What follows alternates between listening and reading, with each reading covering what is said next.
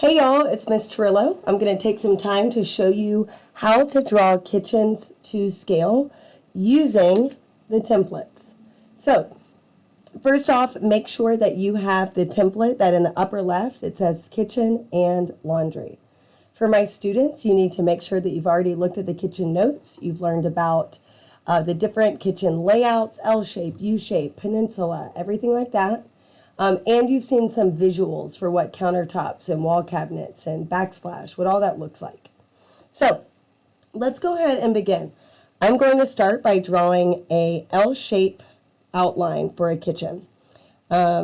Just for the sake of this example, I'm going to make it kind of big. This is likely much bigger than what a real kitchen would look like, but I want to have plenty of space to show how to draw a lot of different items. So I'm going to start at 0, and we're going to draw a 15-foot long wall.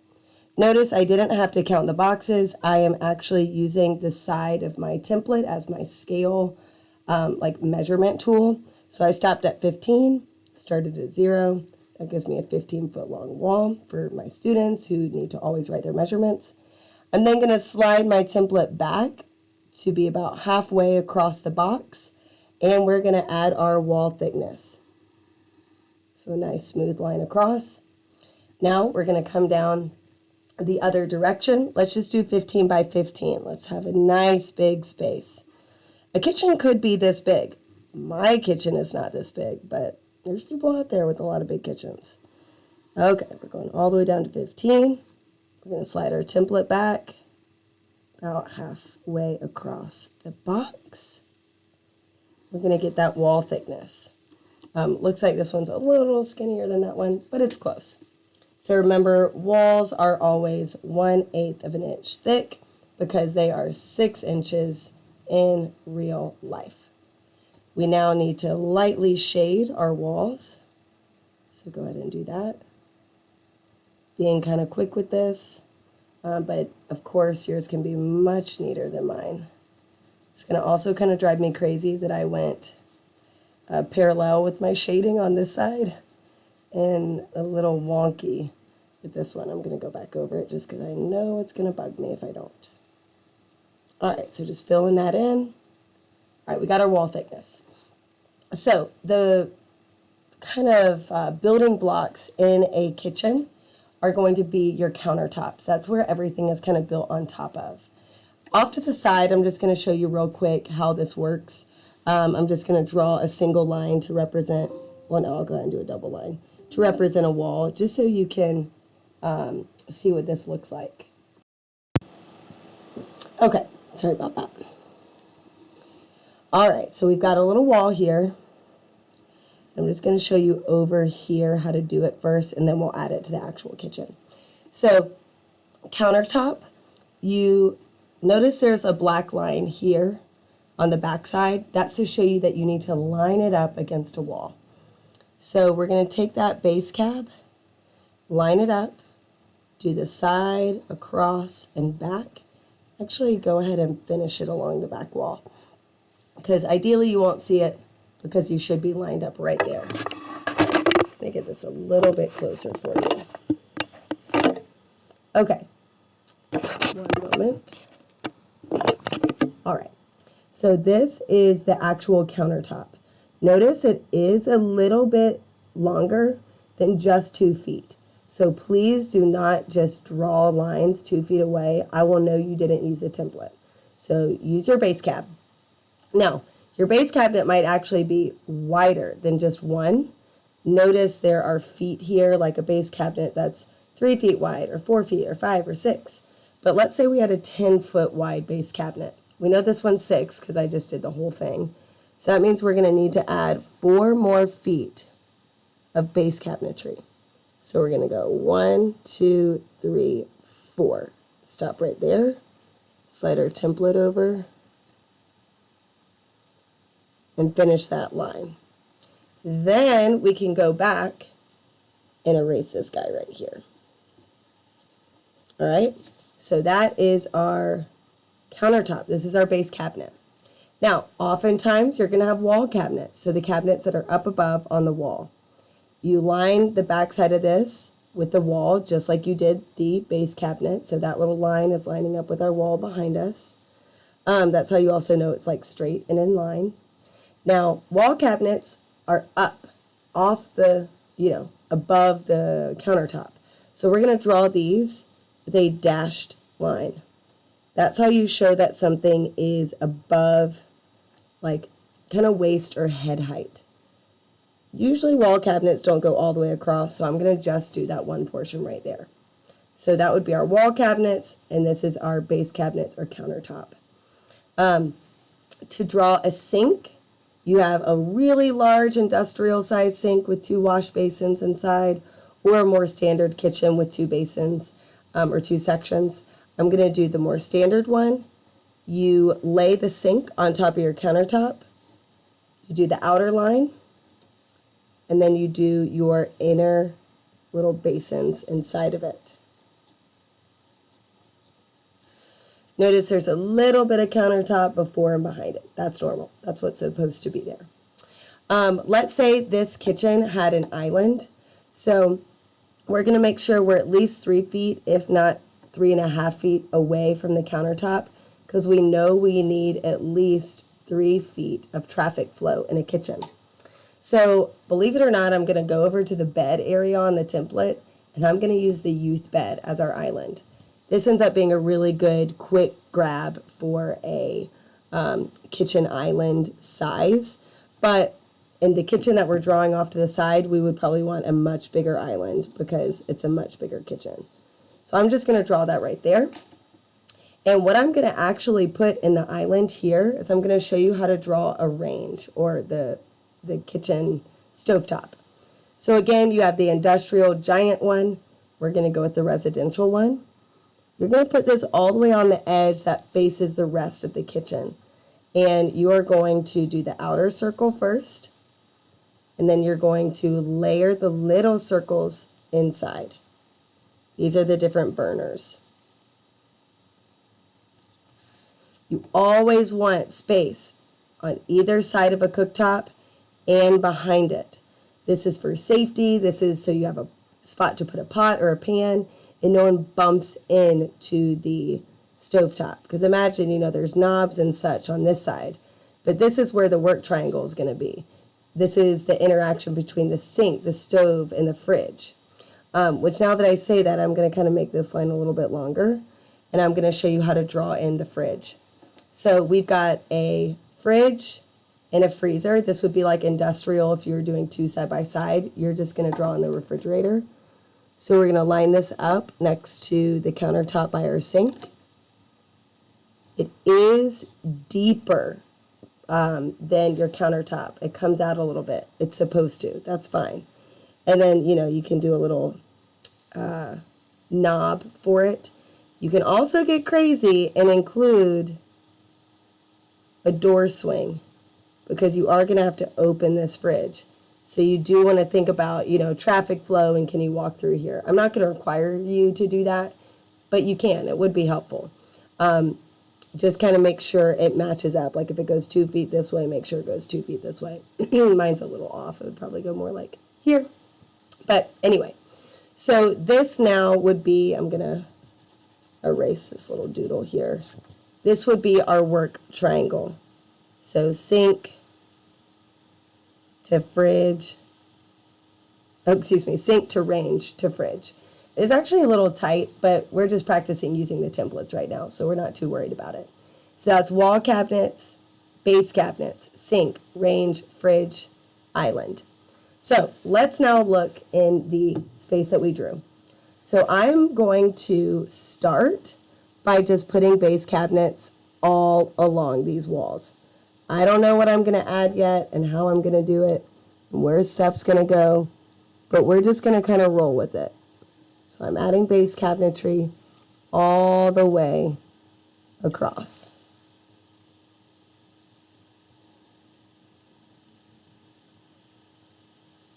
That one's a little sloppy. Oops. We're going to roll with it. Okay, I'm twisting my paper so I can add base cabinetry this way.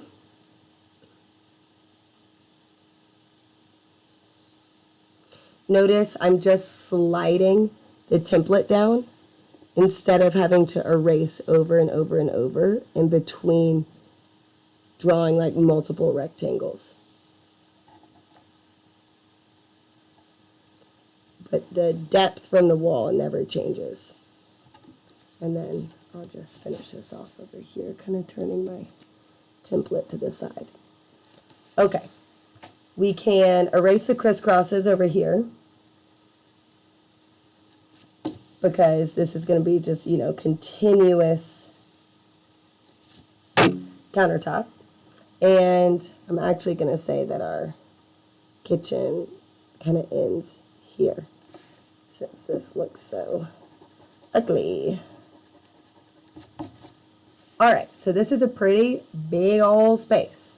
A kitchen like this would likely have a pretty large island.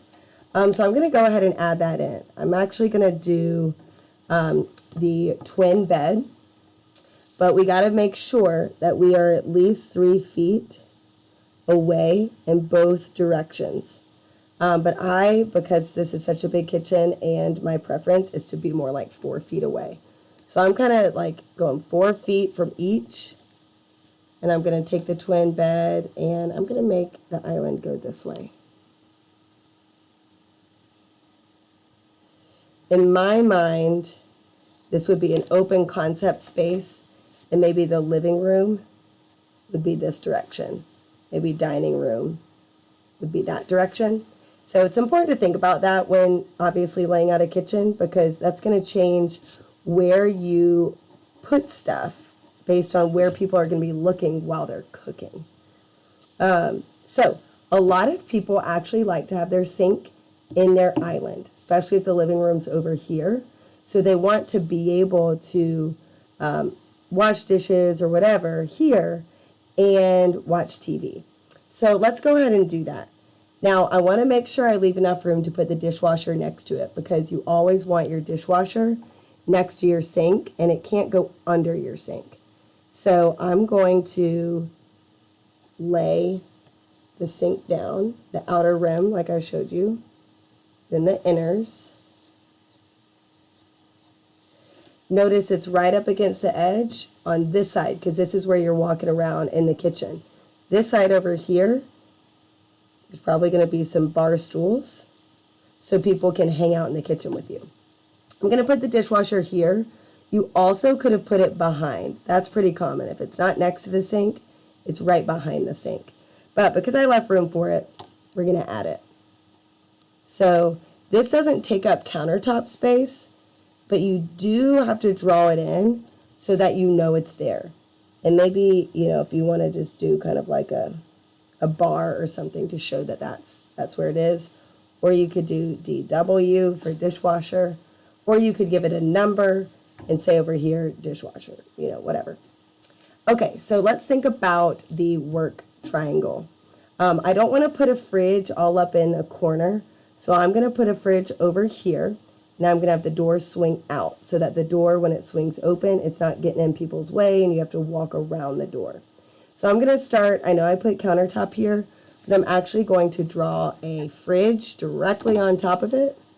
And I'll erase some of the base cab, or it might kind of look nice to leave it because it'll look like a door.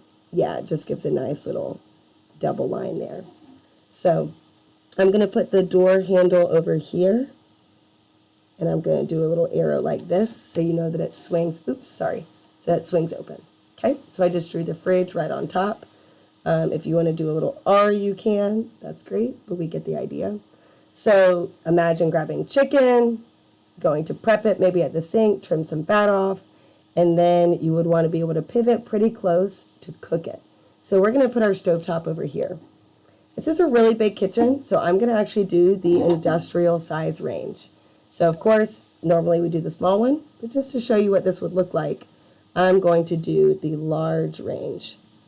So big rectangle, and then we layer these circles on top.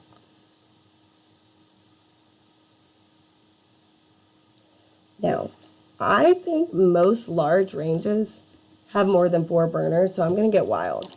I'm going to flip this around, and I'm going to actually add 2 more in here. You do not have to do this, but it's going to bug me to just see a big empty space. And I flipped it because I feel like normally, you know, it changes in size as you move around. Okay, I'm going to do, so I did an R here. Let's change that. Let's do an F for fridge. And you don't actually have to label these.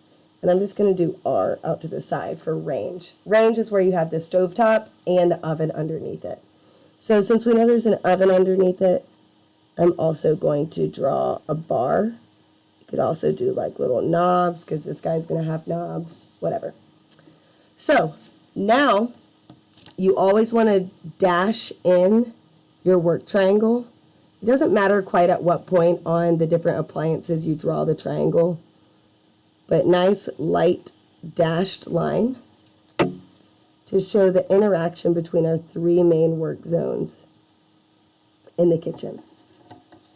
And when it's up on the side with like, it's like on the same side, I'm just going to bring it out a little bit so that we can still see it instead of doing it right up at, right up at the countertop. So this is our work. I'm not even going to write that. We don't need to write that. That's our work triangle. So fridge, range, sink. Now, you have a ton of space over here. You're welcome to just leave it open. You could get crazy, and you could actually add another sink. In a kitchen this large, that wouldn't be wild. A kitchen this large, it might actually not be wild to have another dishwasher as well, because this is implying a large space that does a lot of hosting. So I'm going to show you, let's see, how you might do another sink over here that didn't have two basins. I'm actually, let's see, I should have thought about this before we did it. I'm going to use this microwave as the inner shape. So this sink over here isn't going to have two basins, it's just going to have one. And ideally, I wouldn't have left so much room here, but that's okay. Now, what I always love in a kitchen is having a window behind the sink. So I'm going to erase my shading.